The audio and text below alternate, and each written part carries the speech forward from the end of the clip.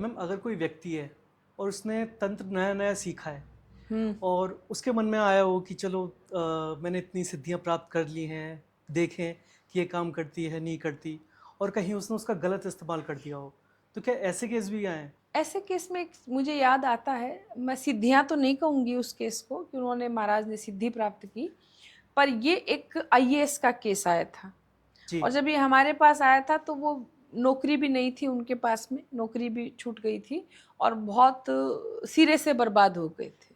जब हम केस की तह में गए तो हमने ये पाया कि इन्हीं के ही एक भाई के द्वारा, चाहे वो दूर के समझ लीजिए जो भी है, इन्होंने कोई तंत्र विद्या सीखी और वो विद्या एक तरीके से प्रेत विद्या थी और इन्होंने पहला प्रयोग ही अपने भाई पे कर दिया।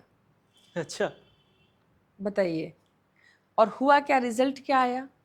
इनकी ज़िंदगी पूरी खराब हो गई। अब देखिए, मेरा काम ये नहीं है कि मैं अपनी जांच में उनके परिवारों में आग और लगाऊं। मेरा काम है कि उनको सही करना। जी। तो हम इन भक्तों की तरह ये बताने के लिए आतुर नहीं होते हैं कि तुम्हारे परिवार में ही तुम्हारा संबंधित भाई बंधु बहन, नहीं, मेरा ये काम नहीं है।